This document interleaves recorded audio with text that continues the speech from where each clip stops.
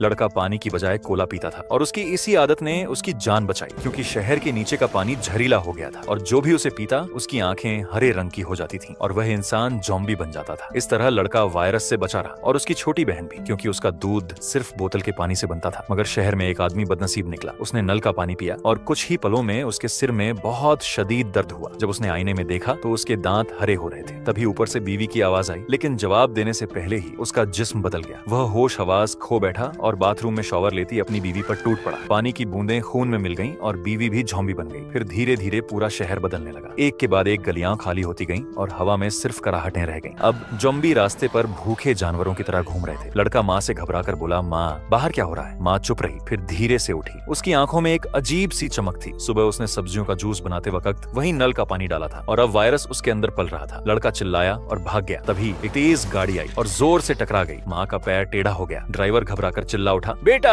घर के अंदर भाग जाओ, रास्ते पर मौत है। और फिर खुद भाग गया, क्योंकि ज़ॉम्बियों का झुंड उनकी तरफ दौड़ रहा था। लड़के ने माँ को खींचकर घर के अंदर घुसाया और दरवाजा बंद कर दिया। अपनी छोटी बहन को बचाने के लिए उसने माँ को बाथरूम में बंद कर दिया। अगली सुबह शहर में हिला देने वाला धमाका हुआ। फौज ने अकेला पुल उड़ा दिया और बिजली काट दी। शहर को उसके हाल पर छोड़ दिया गया। हर तरफ अंधेरा था और सिर्फ ज़ॉम्बियों की आवाजें सुनाई दे रही थीं। लड़के ने मदद मांगने के लिए फोन उठाया, लेकिन मोबाइल डेड हो चुका था। उसकी बहन भूख से चीख रही थी, तो उसने बचे हुए पानी से उसका दूध बनाया। फिर माँ की भूख कम करने के लिए वह कुछ सब्जियां लेकर बाथरूम में गया, पर बहन उसके पीछे आ गई और उसी पल दरवाजा खुल गया। माँ, जो अब ज़ॉम्बी बन चुकी थी, बच्ची की तरफ लपकी।